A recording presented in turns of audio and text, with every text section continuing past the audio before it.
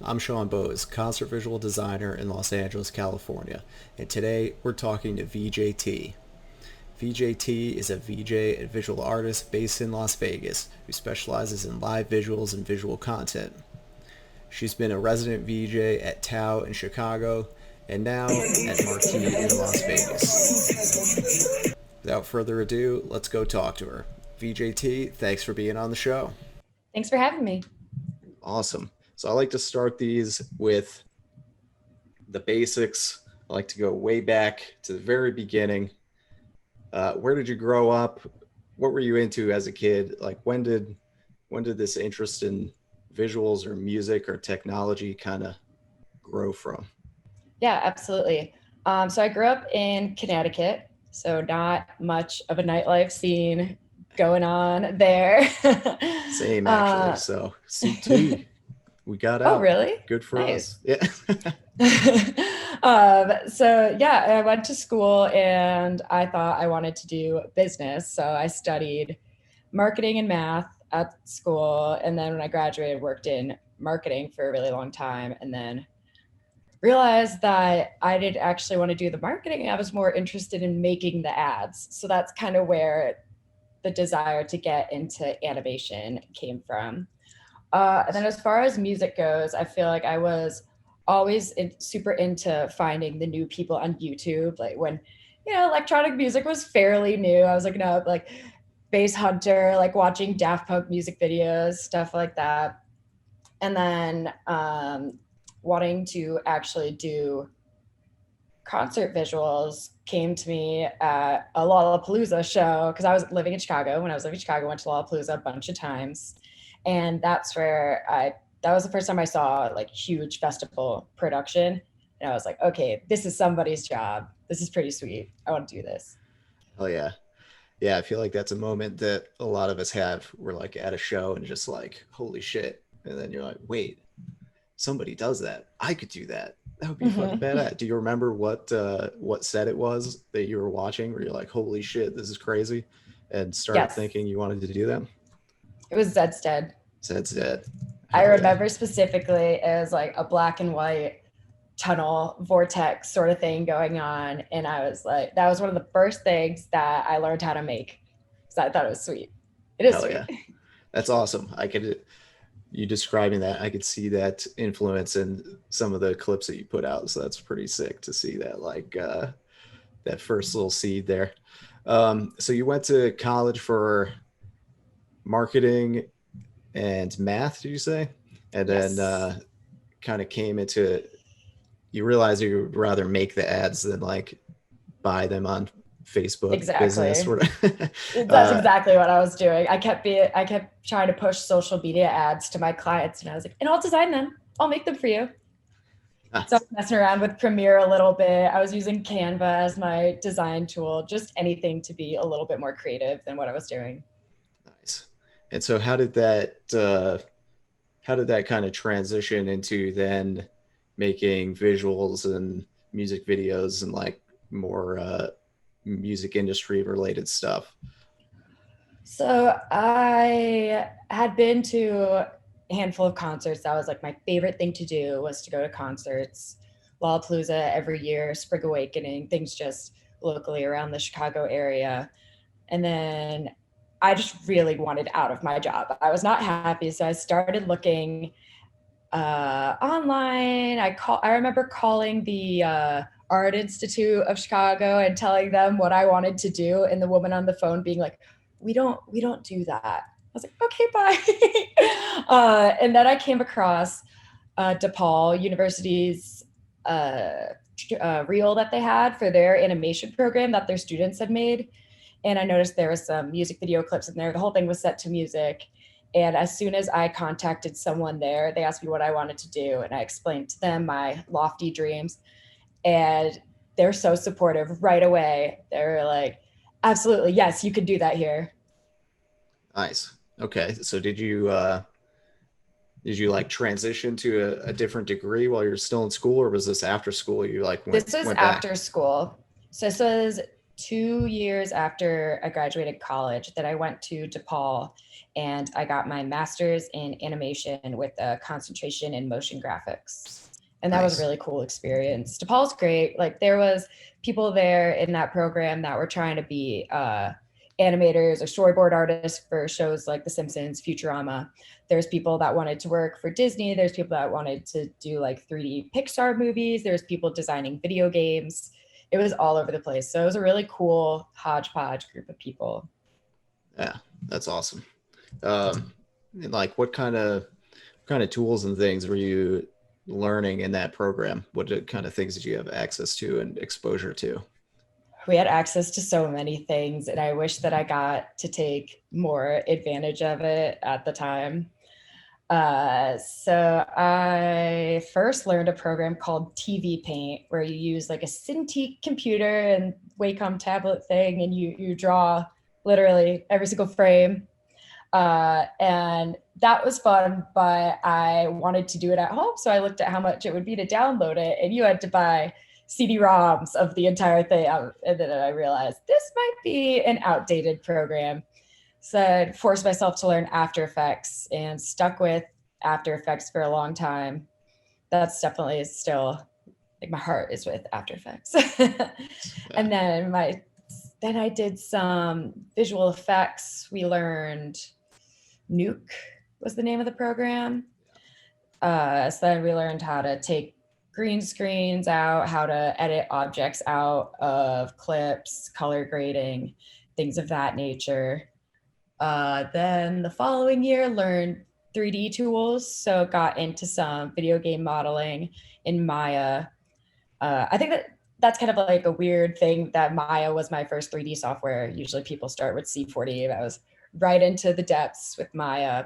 Then learned C4D, learned Substance Painter, maybe a couple of others. But yes, they had every program. And I wish that my second year, which was my final year, I wish that I got to spend more time learning some of the renderers that they had there. But all the buildings got shut down because 2020 happened and I had to finish my semester at home Oh and wow. make it work from there. Oh man. Yeah, that's rough, especially in a program like that where like you're learning all this software that's pretty expensive as a when you're in school. You're not really wanting to Mm-hmm. buy all of that just to learn it. It's Uh, taxing on your computer too. Like my computer is not ready to handle all that stuff at once. yeah, definitely. You need some serious gear to get into that stuff. Is that is something interesting. Maya, it's definitely, it's a serious animation program. It's probably the industry standard in most parts of the animation industry. It's like film and television and things like that, but it's definitely more rare in the visuals kind of small studio independent artist uh, side of things. I think most of them are using cinema and now like blenders coming up, like make it as free as possible. Uh, what do you like about Maya, and how much do you use Maya versus Cinema 4D now? I like Maya for modeling, and that's why I started to use it. So that was my 3D modeling class, and I also took a lighting and textures class. So learned that there. It's not as good for motion graphics work. That's more of a Cinema 4D thing. Maya's trying, but there's nothing as simple as, for example, the cloner tool in Cinema 4D. Maya is pretty realistic for just using a renderer that doesn't require any sort of extra gear. I use Arnold Render within Maya, and you can get some pretty realistic images that way. So it's good for still images, but some of those still images that I would make in my texturing and lighting class, and we had everything going. We had like ambient light going. We had different area lights that we had little particles in the air that would light up, so it looks hyper realistic. One frame of that could take 1 to 4 hours to render just on my little computer by itself. Yeah. So yes, that was more for still images, and you would just pray that you didn't make a mistake. Yeah. And okay, sometimes I would though. Sometimes it'd be like, oh my gosh, I turned that light off and I never turned it back on. And then you would wait and you wouldn't even know. That was a pain. Yeah, Yeah. so I like it for that. Cinema 4D, I don't feel as comfortable in it. So I'm still learning. I haven't modeled anything there. But if I get a model online, I'm going to open it in Cinema 4D and just have a camera move around it. Something simple is much easier with Cinema 4D. Nice. Awesome. Yeah, it's I feel like that's why a lot of people end up using it, is because it's a little bit easier to get into and just start throwing shit in cloners and like all of a sudden Yeah, stuff is you trippy. can make something look cool pretty fast, and it's a little bit more user friendly. Maya is kind of ugly. Its interface is not pretty. Yeah.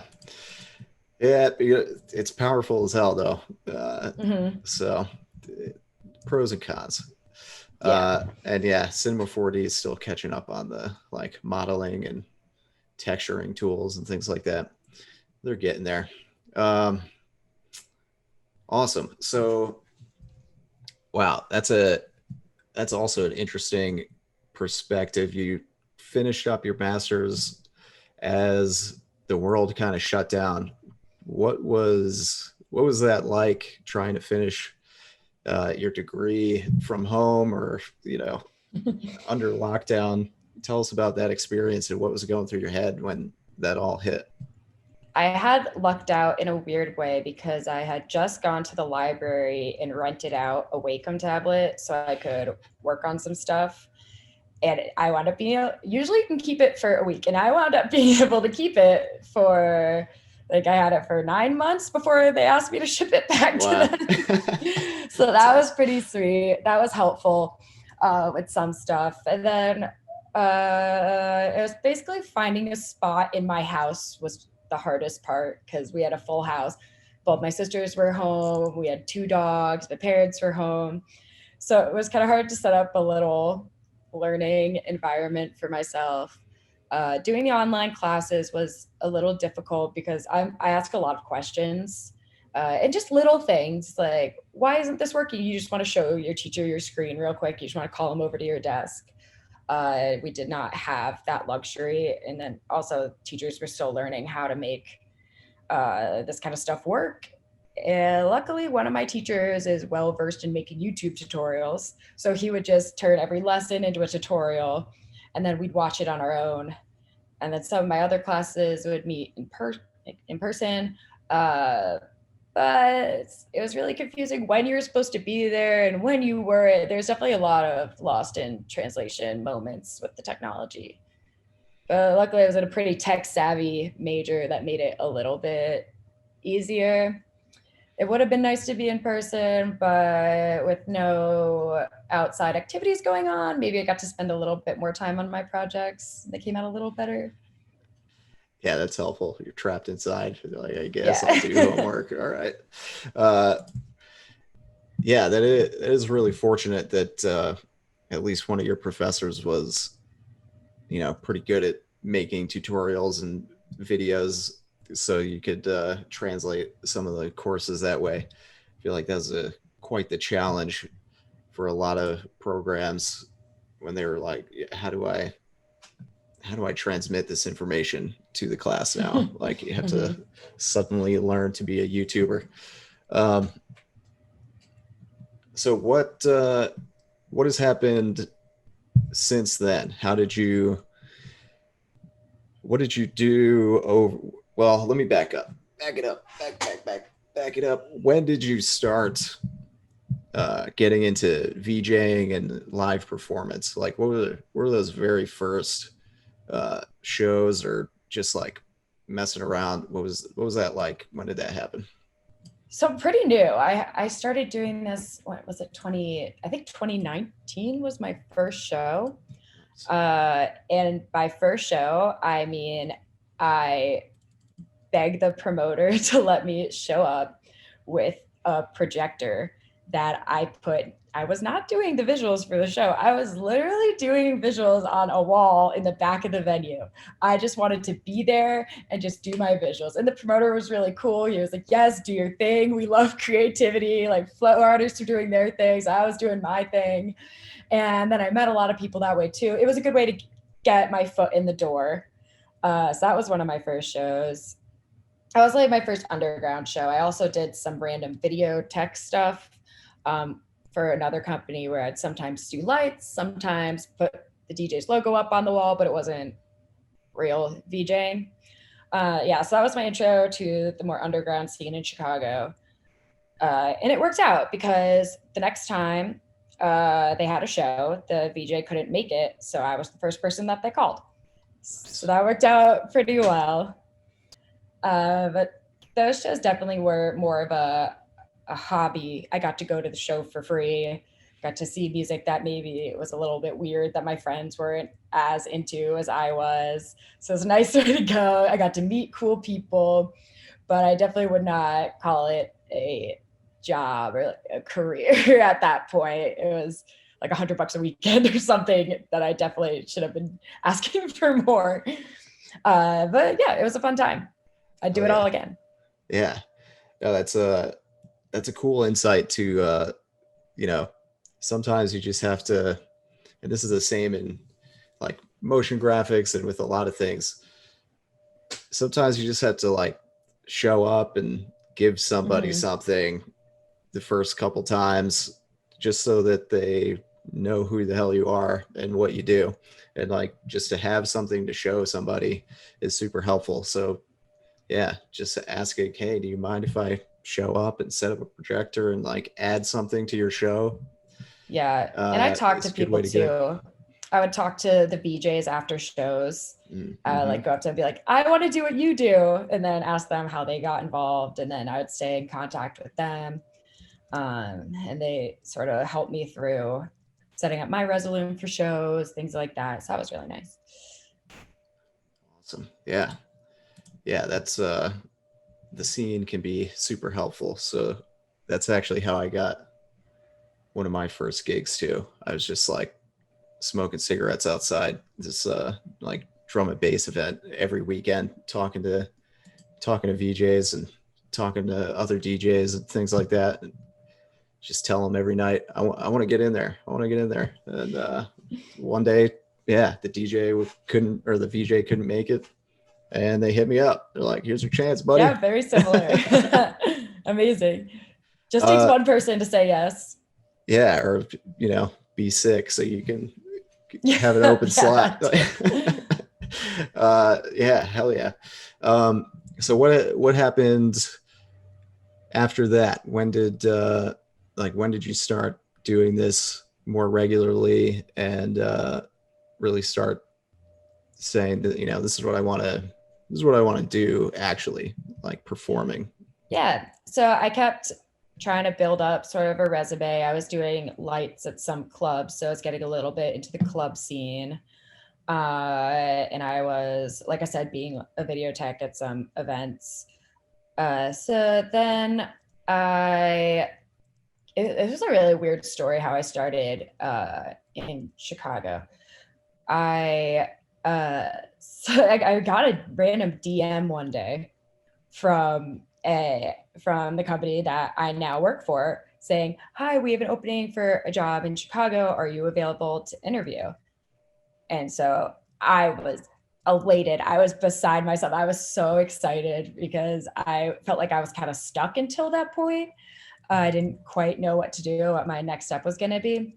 So I think I got the DM on Sunday, had the interview Monday, was in the venue on Wednesday. And that was when I started working for Visual Art Forum at TAO in Chicago, which I did for a couple months. So that was now January of 2020. So I'm still finishing up grad school and working weekends, living the life. It was pretty sweet until COVID hit. And then, yeah, it was off of work for quite some time.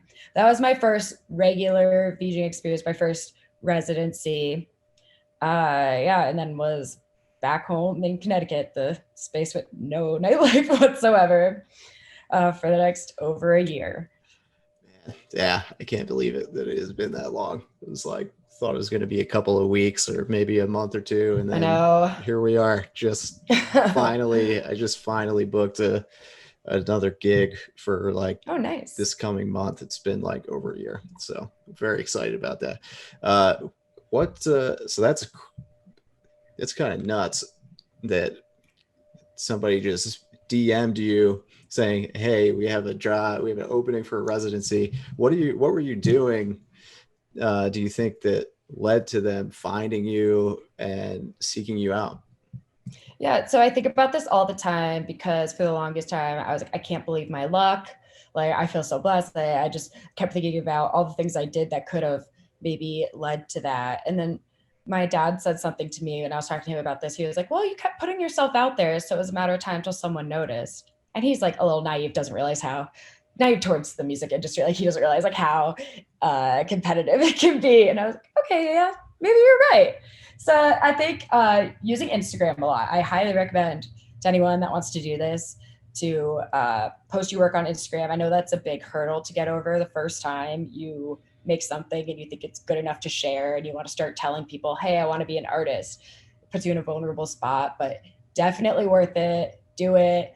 Uh, People are supportive. You'll meet new people.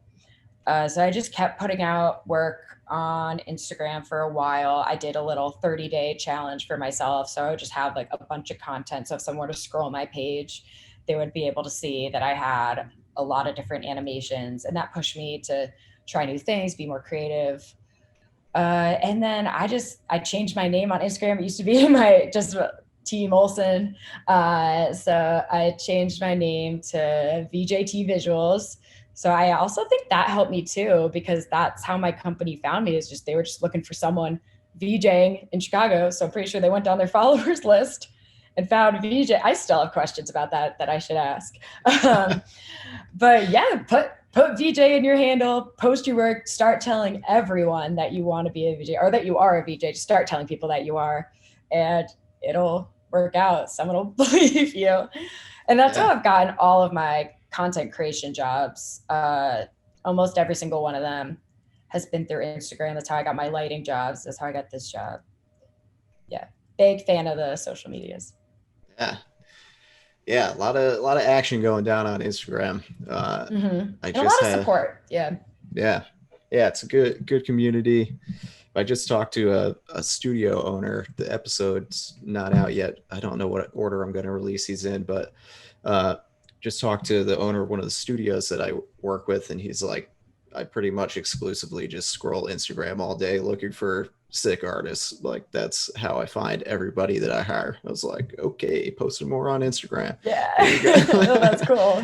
Good to know.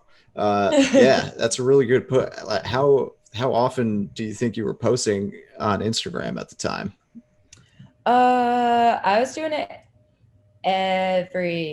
doing the 30 days in a row was like a self-imposed challenge. That was really good. And then I was doing it maybe like twice a week. I probably could have been doing it more, uh, but working on grad school stuff, not all the grad school stuff was worth posting. It didn't really fit the aesthetic I was going for some of the assignments. But Yeah, yeah, I was usually doing around twice a week. And then I would post to my stories a lot too, especially before I was confident to start posting my work, like as declaring myself an artist. I would post to my stories a lot. I would make these like mini music videos, and then I got a little bit of support there. That gave me more confidence to then start posting my work. Yeah, so I'd probably do stories almost every day and then actual posts about 2 times a week. nice, awesome. Yeah, and the other part that really stuck out to me is the just tossing VJ in the handle really helps out. Like you have to Yep. announce to people, you have to tell people who you are and what you do. Otherwise, It is they might just not that know. simple. Someone types VJ into their search bar, you're going to come up. Yeah, hell yeah.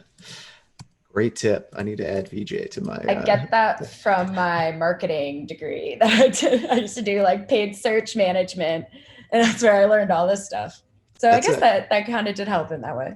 yeah, Yeah, I think that's really important. Are there any other parts of that that past life of yourself, the marketing side of you, that you think have helped, you know, guide you towards being sort of a freelancer or like this independent artist and being able to market yourself as this persona that you have? Yeah, definitely knowing how to use hashtags to your advantage is a big thing. Knowing how to use certain keywords, whether it be in your bio or in your captions, making sure that you keep your handle constant across all of your accounts. I should like cross post more, but that's important too. Cross posting across different social media platforms. That's important. And then I also just think having previous business experience and knowing how to be a professional was helpful for me, especially being in the club scene where it is a business and it is very professional. And you can't just show up wearing your old, random black t-shirt with a skull on it. Like you have to actually look professional. So I think like having that background helped as well. Nice. Yeah, that's an interesting thing that I'm curious about. What are some of those differences in how what life is like as a at a high end club residency versus some of these underground shows or festivals or something, and and then maybe on a broader note, like what is a typical day or week like getting ready for shows in a residency environment? For sure. So the difference between the two is astronomical. It is two different worlds. Absolutely. It hires different people, totally different clientele, not a lot of overlap there. And okay, so working an underground show means you do everything. You bring your projector, you set it up, you make the visuals, all that. You kind of have a little bit more freedom to express yourself as an artist, as a content creator, if you create content. You're also responsible for making sure that that all gets set up properly. So you have to show up pretty early, all that. Then when I started working in the club scene, when I was in Chicago, it was pretty nice. They had the computer for me. They had a MIDI controller for me, and you're using an LED wall rather than a projector, which is just so nice. Still, you're in charge of making sure that technically nothing goes wrong.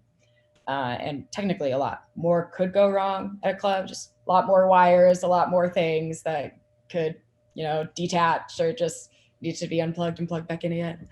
um, yeah, so that's very different. And then the pace of the night is very different too. So at a show, usually I feel like I went to like a lot of underground bass shows where the music was a little bit more mellow. So kind of just keeping a similar pace the whole time. But at a club, it's constant building up to a drop. So build up, build up, build up, speed up, a little bit of strobe right before the drop, black everything out.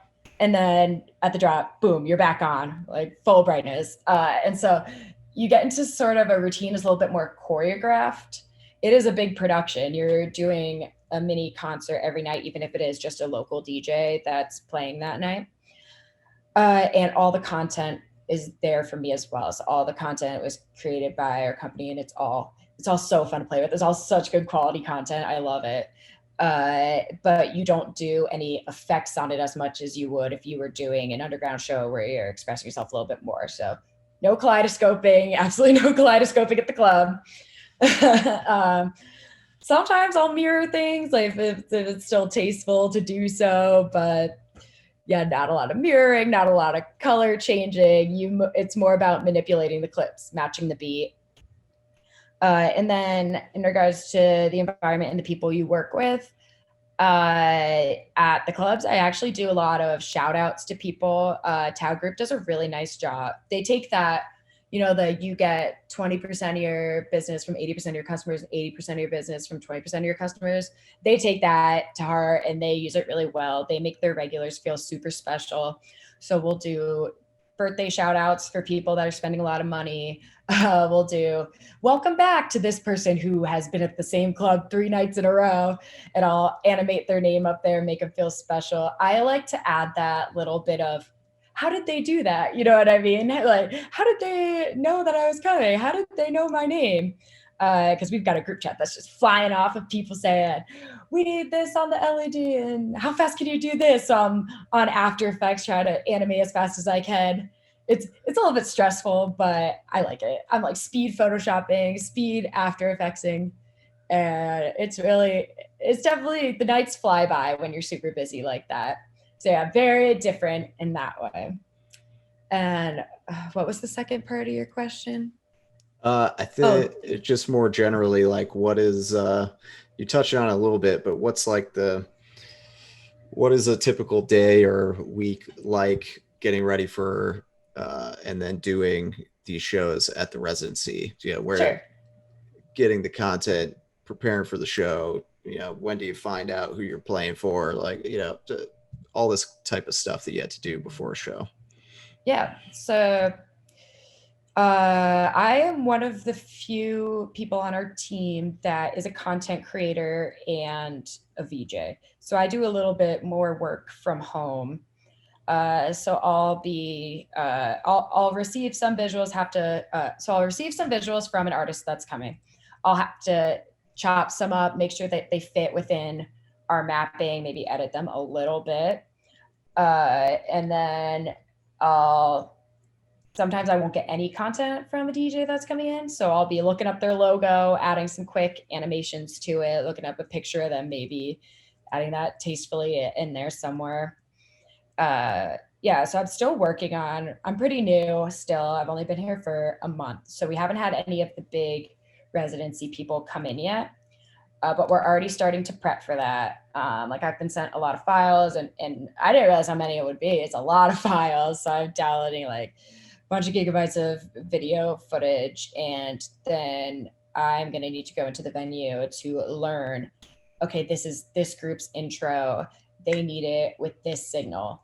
And then when they play this song, you need to do these clips in this order. Sometimes there's a coordination with the visual effects too.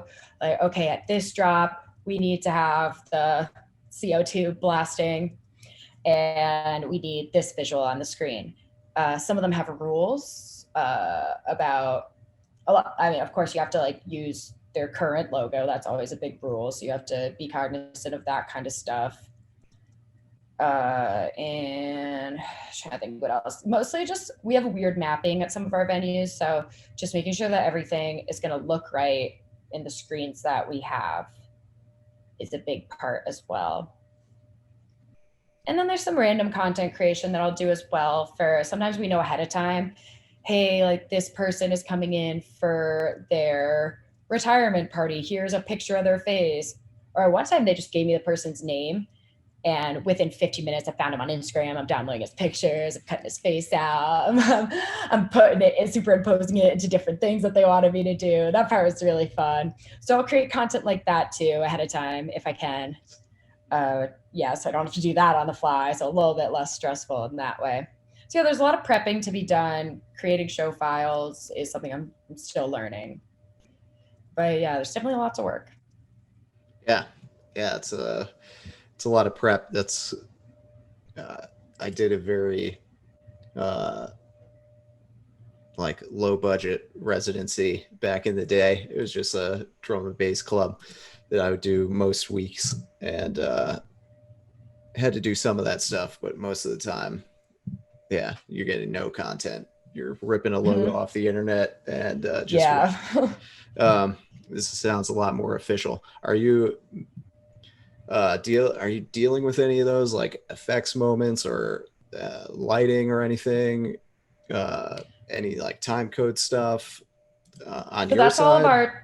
our team does the lighting, the lasers, the special effects. So we coordinate. I think we're going to be coordinating a lot more when it comes to these more choreographed shows that have these special moments. But for now, it's all about balancing the if the lights are doing their thing, going crazy. Maybe I'll black out the screen. So it's a lot of like nonverbal communication between me and the LD. We just got cool. We had a laser cage that goes overhead at the pool, at Marquee. Nice. That is so sick. So that's new. So I'm constantly just like blacking out, just looking up and it'd be like, all right, looks sick. Uh, and then we do random other stuff. Like we'll have a fog machine going. That's pretty cool. So we have a bubble machine and a fog machine combo where the bubbles are filled with fog. So then when they pop, they do this like cool smoke Nice. thing. And it's so sick. But that looks extra cool with when the lasers are all different colors because it reflects in the bubbles. So at that point, yeah, screen is definitely blacked out, letting that moment do its thing. Nice. So it's still meeting people on the team here, still getting to know them and their work styles, so we can work alongside a little better. Yeah, and then there's always the color coordination between the lighting and the visuals. They always wanted to color coordinate, and that's why I've just programmed buttons on my little controller. It's like red, blue, pink, purple. So I am just ready because usually I let the LD take the reins on what color things are going to be, and I play catch up, try to follow. Nice. Yeah, that's the plight of the VJ, right? It's like always Mm-hmm. trying to read somebody's mind and catch up as quickly as possible. Mm-hmm. Are there any other little tricks like that, like the having color buttons ready to go, or any other little like time saving workflow tips and tricks you've learned that you're implementing right now? Yes. Yeah, so for sure. I'll do not just one solid color. So not just be like, okay, let's turn everything blue. I'll put an effect in a Resolume row and I'll make it maybe like 80% blue, and then I'll add a little brightness and contrast change to make sure that really pops. And I just constantly trial and error, trying to make it look as cool as possible. Sometimes we just throw one color on things, it looks a little, it takes away from like the depth of the visual. So I have those pretty well color graded already ahead of time. I set up a button for strobe. I set up, of course, the faders for each layer. So that's really satisfying too. And you're just like on every beat, you just fade up. That's always very satisfying. Trying to think what else I have. I have always a blackout button, just clear in case something goes wrong. Um, yeah, I'm a big like effect on the as its own layer thing, and then you can have buttons to coordinate to that. Nice. I Yeah. haven't done a ton of effects here because they kind of just like straight visuals most of the time. I'm trying to think if I have any other tricks that I use to save time. Not really yet. Still adding to my MIDI controller. Yeah. And I'm so bad with using it. Like I try to use it because I know it makes me more efficient, but I constantly find myself still clicking on my computer, especially when it comes to changing clips, because I want to be able to see them all. And yeah. Yeah. Same actually. I like to preview them. Mm-hmm. So like being able to click on the little bottom bar and see, like, check it out and be like, yeah, I'll do that. Maybe I'll do that one. And Mm-hmm. then before I launch it, like, I don't know, I'm not that baller that I could just like confidently smash a button and like have Yeah. know I'm playing the right thing. So I'm always like poking around in there. Uh, Mm-hmm. I also feel like my buttons aren't super satisfying to click. Like I'm like, did that work? I'm not sure. You know what I mean? like So the I have confidence like, of the mouse. yeah. The mouse has that solid click. uh, Hell yeah. Sounds like the residency, especially with like when you have an artist also doing a residency at a club, it's kind of an interesting hybrid of like going on tour with somebody but without having to live on a bus for 3 months, which is kind of a Yes. cool thing because you really get to learn the show and like yeah, do some more advanced things than just like winging it with Mm-hmm. a new artist every single day. But you get a little bit of that too as well. So it's like Yes, a definitely more nice of a balance. choreographed show. Like they have a show that they're going to put on, Yeah. and we need to follow that. There's a little bit more room for freedom. It's not like it's time coded. Yeah.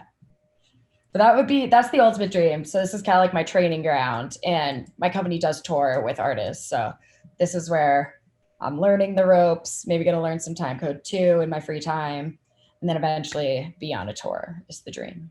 Nice. Can we name the company if people want to look up who they are and like Yes, how to get involved with yes. them? I work for a visual art forum, Visual art. and they create content. They do lighting. They have VJs. They do tour visuals. They do club visuals. They do music videos. And they've worked with, let's see, so they work with Alice in Wonderland, Kygo, Galantis, do lights for Alesso. So they've got some pretty big names under their belt. Yeah, just one or two. You Yeah. know, some Yes. some up and comers on the list for sure. That's awesome. Some Uh, underground guys. yeah, yeah, definitely. I got to check out some of their stuff. That's awesome. Um, where am I at here?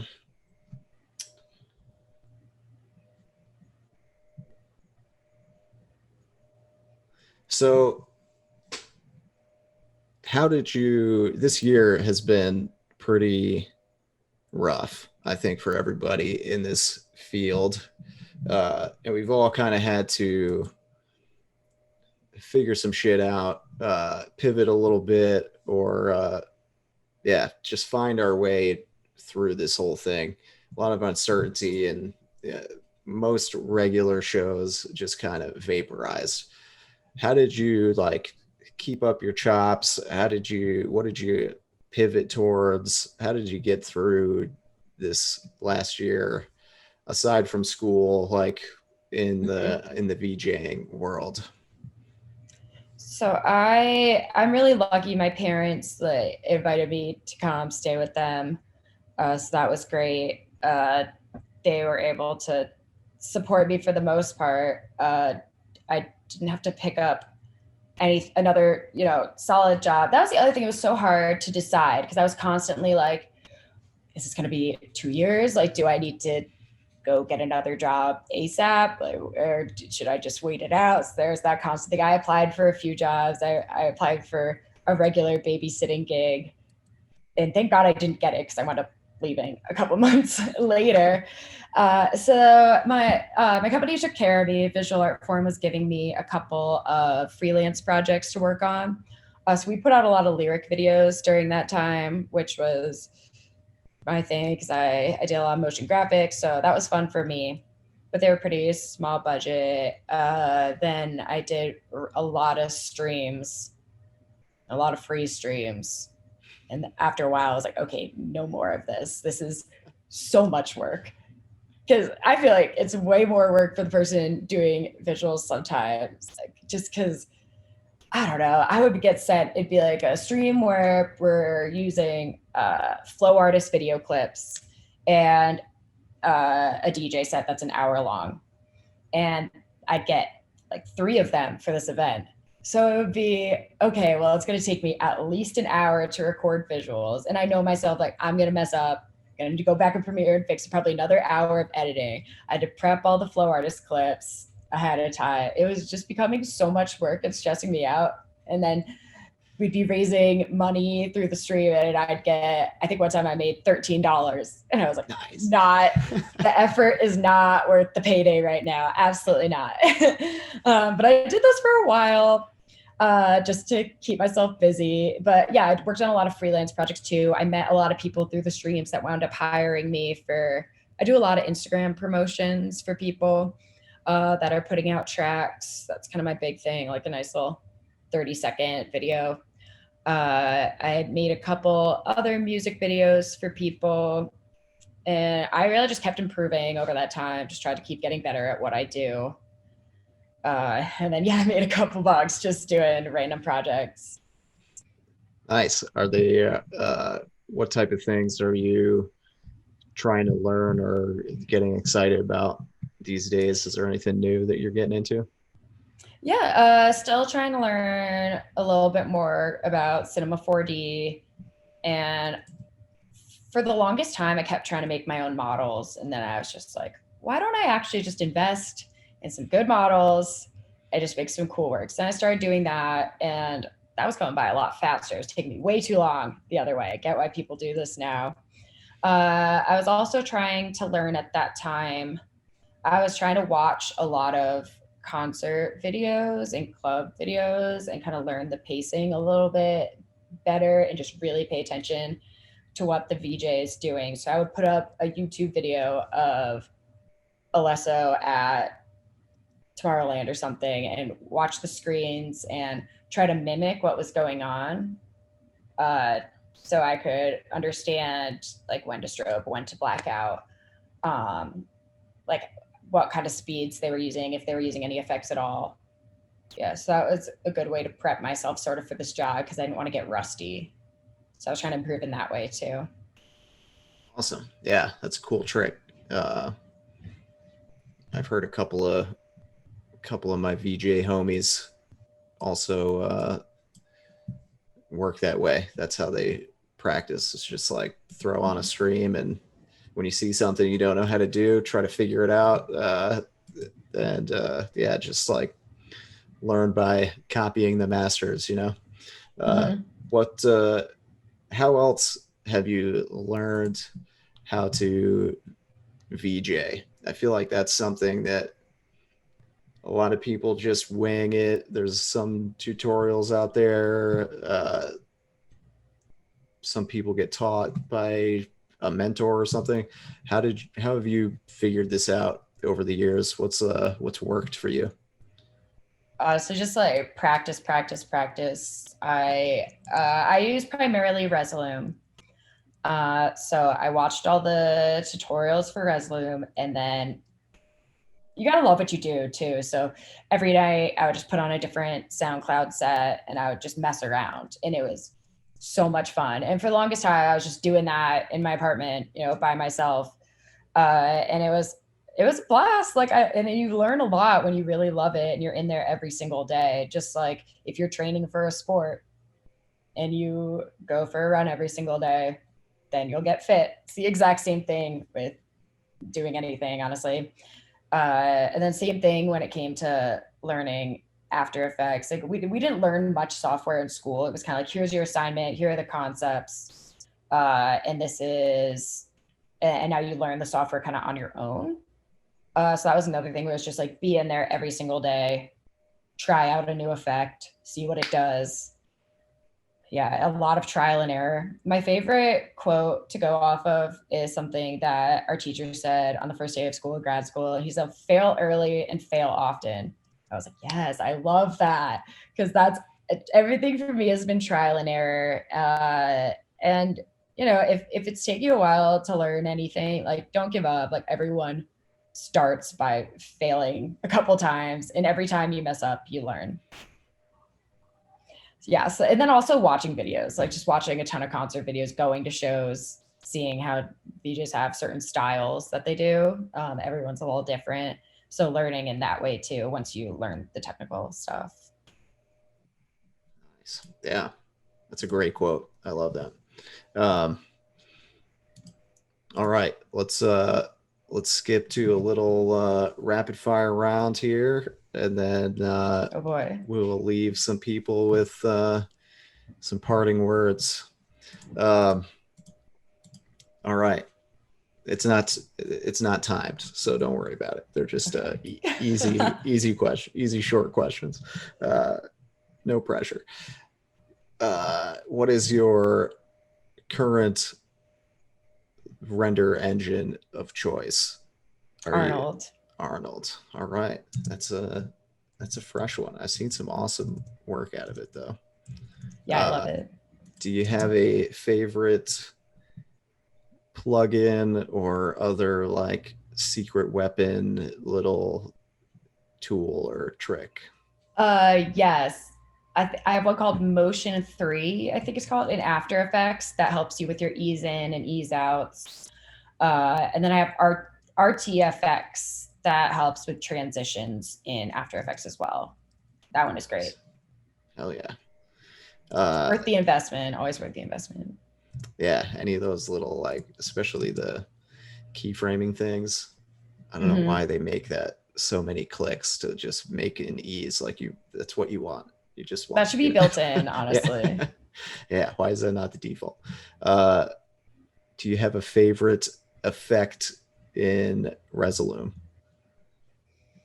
I think the video wall effect is underutilized. I think with certain types of music, you can just like chop things up. So it's like 4 squares, 1 square, 2 squares, and it just like happens really fast, and then you can get some really quick motion there.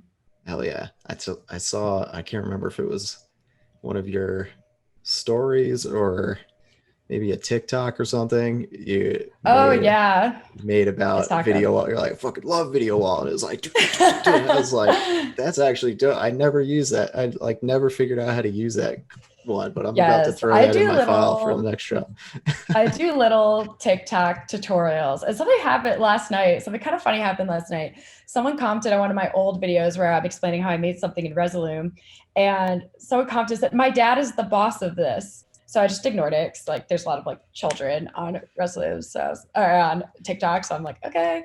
Um, and then he like commented again. He's like, my dad is the boss of Resolume. Can I show him this? And I was like, yeah, if that's true, yeah, go ahead. Tell him I said thanks for the product. I love it. What? That's awesome. You're like Joris Jr. or whatever. That's hell yeah. That's cool. Man, TikTok's crazy. TikTok tangent. Uh, what have you been doing aside from these little tutorials? What have you been doing on TikTok? And has it been working? How do you find TikTok?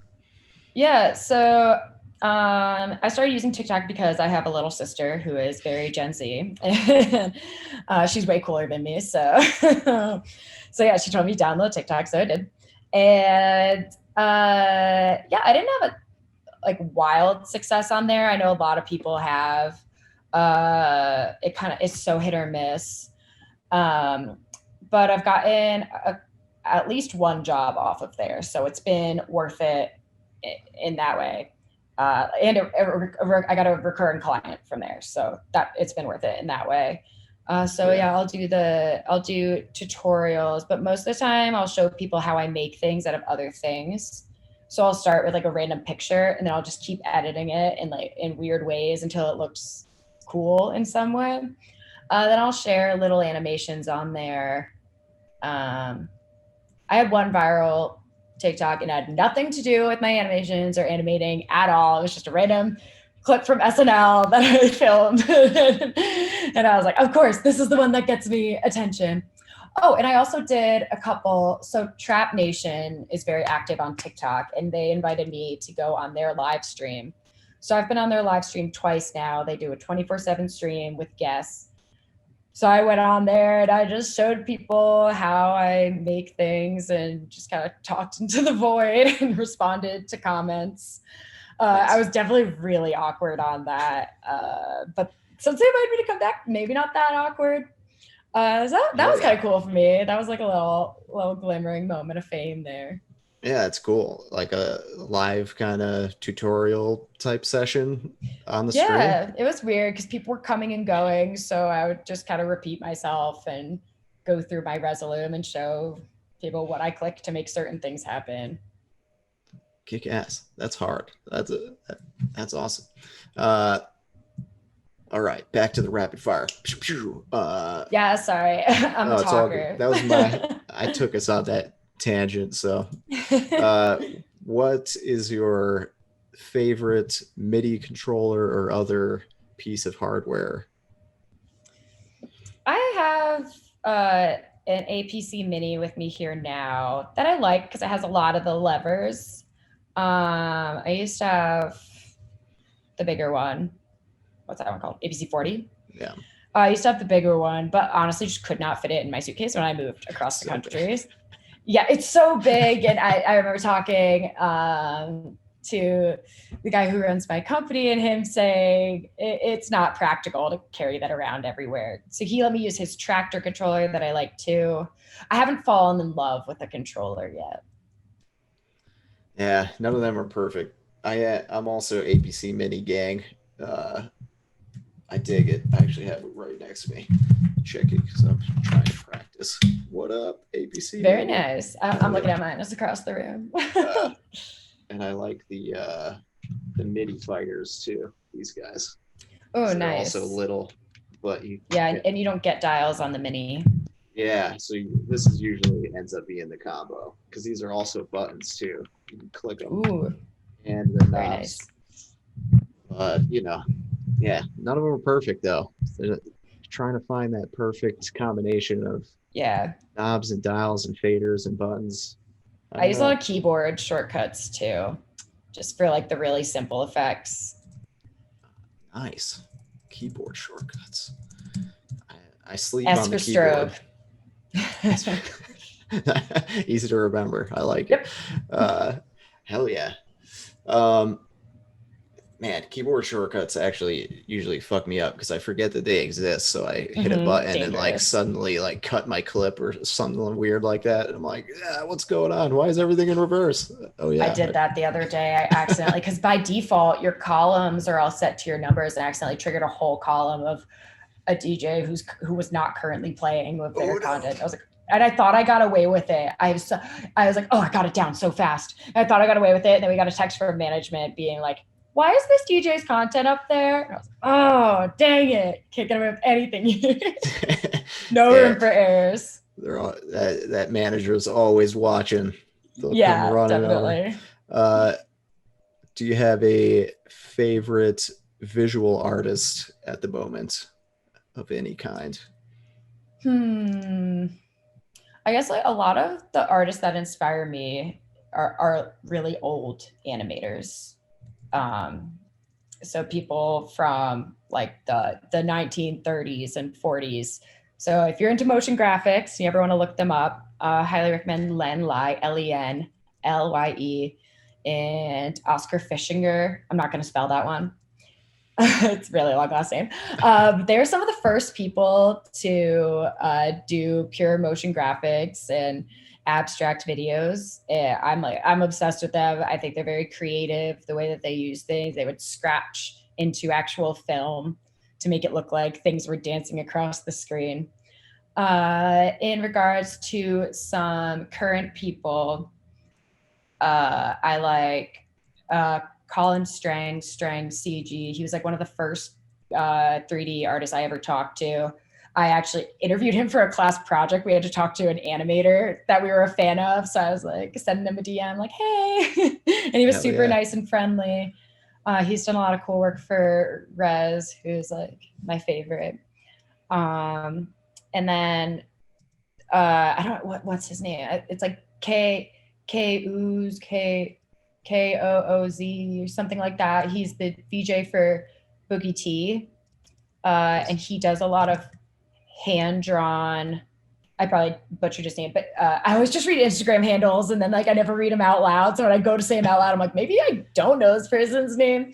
But he does hand-drawn stuff that looks really, really cool. And I just think that's a cool, unique way to run a show. And everything looks so uniform because it's all his drawings.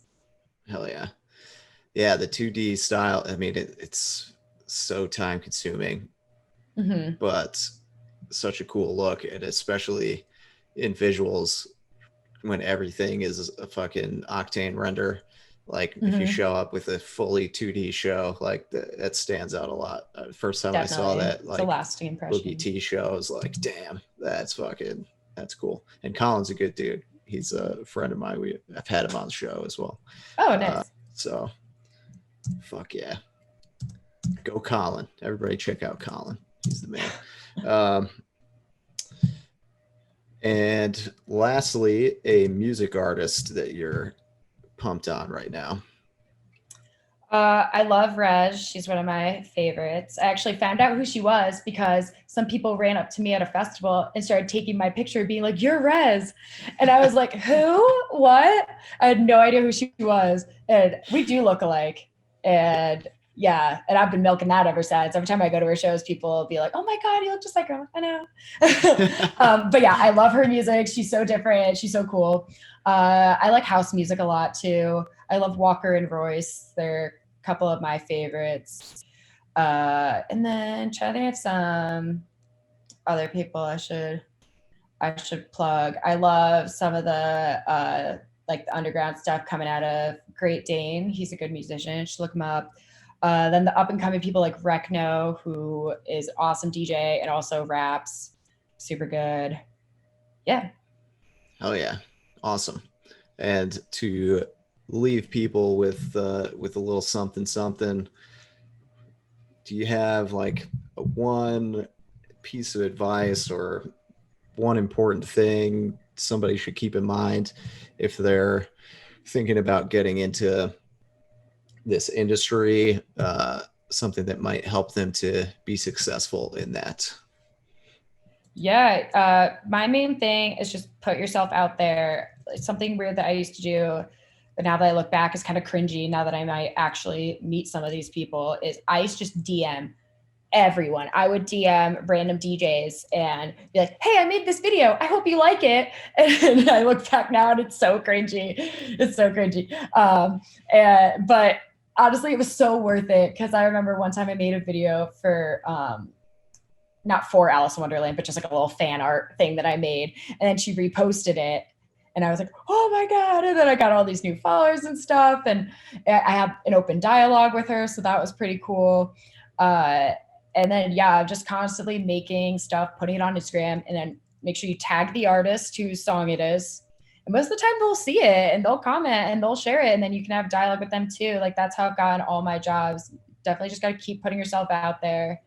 If it's what you want to do, tell people you do it already. Just call yourself a VJ, call yourself an animator, call yourself an artist. Yeah. And you're going to hear a lot of no's too before you hear yeses. You're going to get a lot of, like, I've probably got 99% unanswered DMs from people. I sent them out. I sent out a bunch. Yeah. So, and then it only takes a couple yeses. So, yeah, just keep trying. Hell yeah, awesome. uh, and yeah, I guess just lastly, where can people find your work or get in touch with you out there on the interwebs?